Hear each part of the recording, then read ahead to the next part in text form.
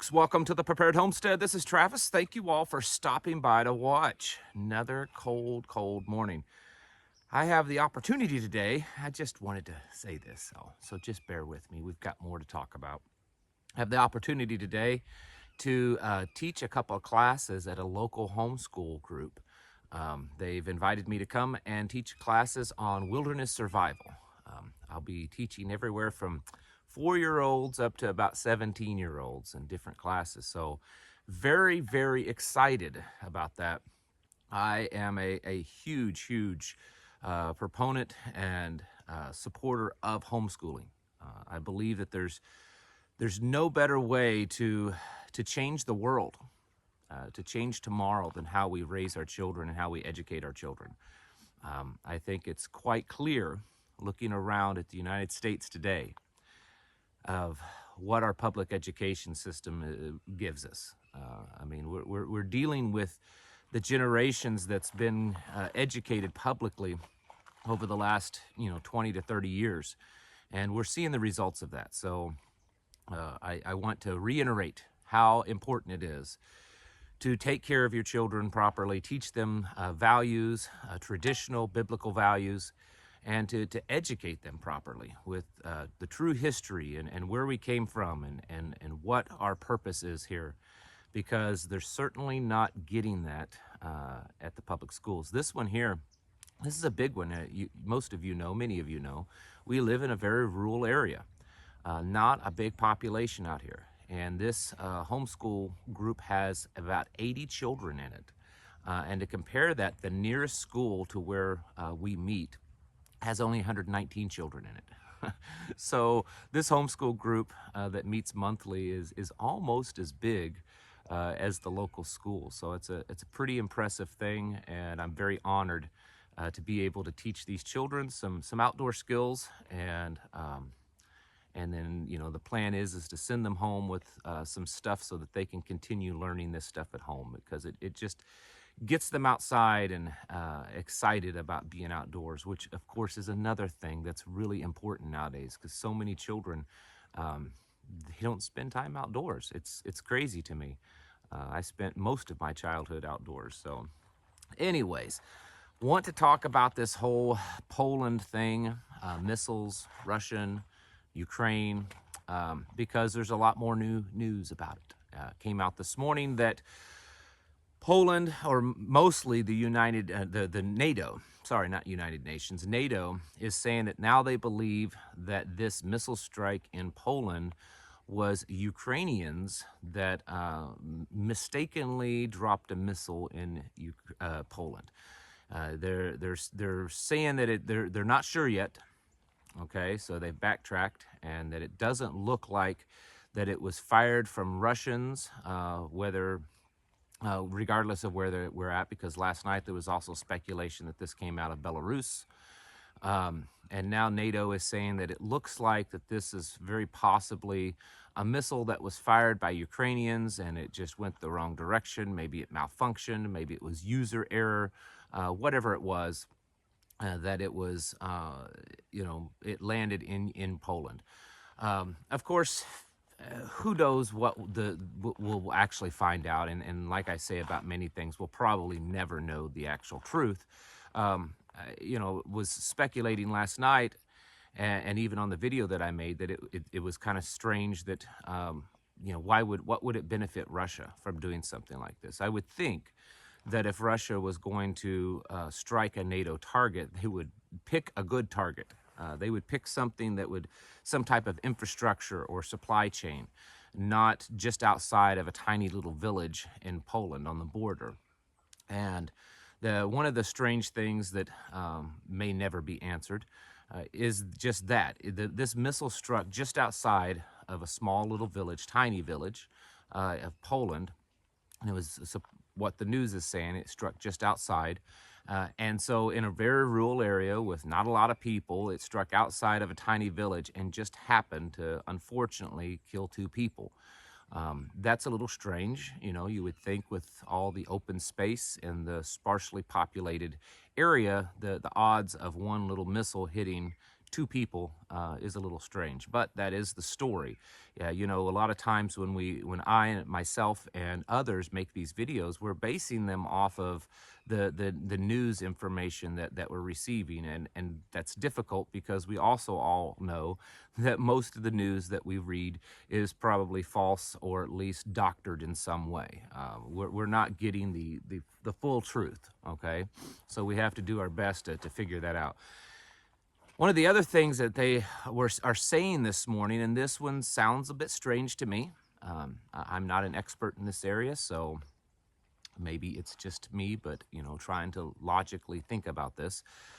They're saying now, at least NATO is saying that it could be an old S-300 Russian missile system, very possible, left over from the Cold War era, that Ukraine was using.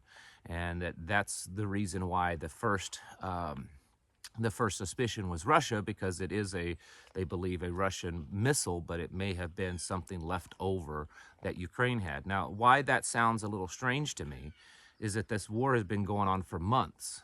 And the information that we've been reading is how much the Ukrainians are running out of munitions. So much so that the United States and NATO have been spending billions of dollars, apparently, resupplying Ukraine with munitions. So based on that, it seems a little odd that after all this time, they would still even have some of those old Cold War era missile systems. You would think they would have run out of them by now. Because well, they tell us that they're running out of ammunition and they're running out of missiles, and Zelensky is constantly on TV begging and demanding more for his troops. So how is it that they still had some of these old ones still lying around? You would have thought that they would have used those up pretty early on in this war. But then again, I may not know everything and not having the full story. Poland is saying that they are probably not, maybe not, going to call for an Article 4 with NATO. And basically what an Article 4 is calling all of NATO together so that they can discuss whether this is an Article 5 violation, which is where they would go to war against Russia or whoever it was that attacked them. This may just get shuffled under the pile, and we may never know more about it, or there could be more coming out about this. The point is I have been saying for days, if not weeks, that something like this could easily happen, whether it be accidental, which is possible what just happened yesterday. It's very possible that this was an accident. It's possible that there was an actual target. Who knows who those two people that were killed really are, because it just seems strange. Last night in the news, a lot of experts were saying that it's not really possible for these missile systems to veer that far off course. So I don't know. Again, I'm not an expert. But, you know, the point is that this kind of thing is very possible to happen. And it's also possible for this to happen purposefully to cause some type of red flag, false flag type of incident where we could say, hey, see, Russia's now striking Poland. Let's go to war against them.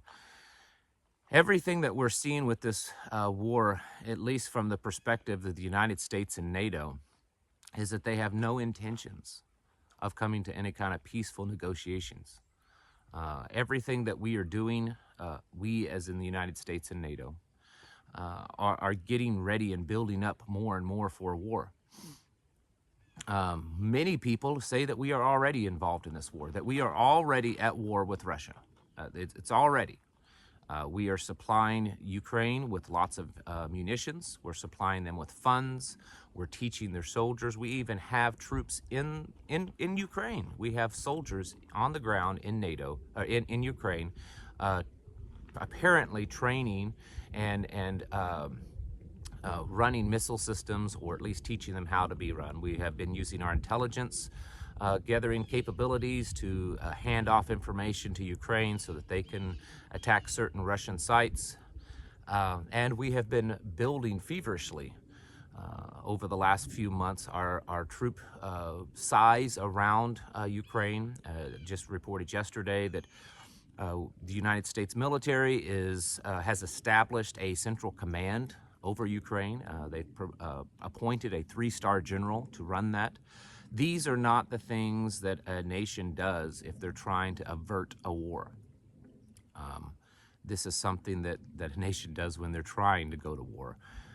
And even if this particular incident that happened yesterday in Poland is not the catalyst that propels us into a kinetic engagement with Russia, it most certainly gives us an idea of how simple it could be and how quick it could happen. I don't know how anyone could look at this whole situation and what's gone on and not realize that we, the West, want so dearly to go to war. We want this war. It shows from the beginning that we have been,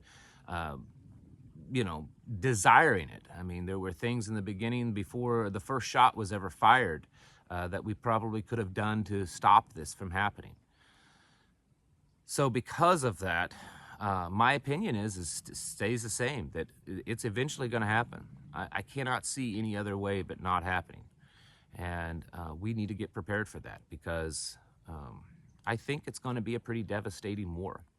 I think it's going to devastate the American morale. We're not used to being in a war because it's been so long that sends lots and lots of body bags back to the United States.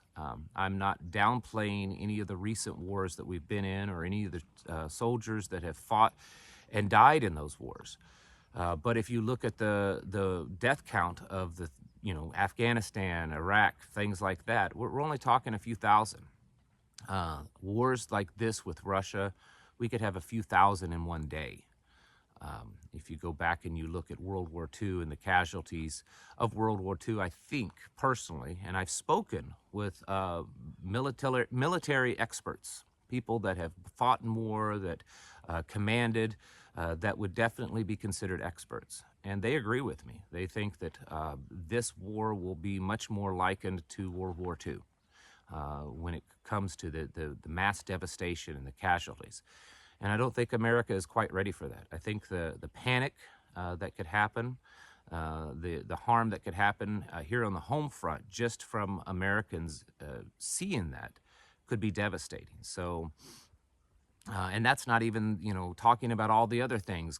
Could it come closer to here? Could they attack here? Could China get involved? With Taiwan, would they use it as an opportunity to force us into a two-front war? These are all real possibilities. And we have to get ourselves ready. We have to continue our preparations, get our families prepared, start communicating with the people close around you that you know and can trust, so that you can, as a group of people, start planning how you're going to make it through all this, because I think it's going to be a bigger deal than what most people think. I could be wrong, and if I am, I'll get on here and I'll say that after it's all said and done. But for now, everything looks like that we are inching closer and closer to a global war, one that's going to be a pretty big one. Folks, it's time to get your houses in order, to prepare yourselves mentally, physically, and spiritually. Thank you for watching, and I'll catch you in the next video.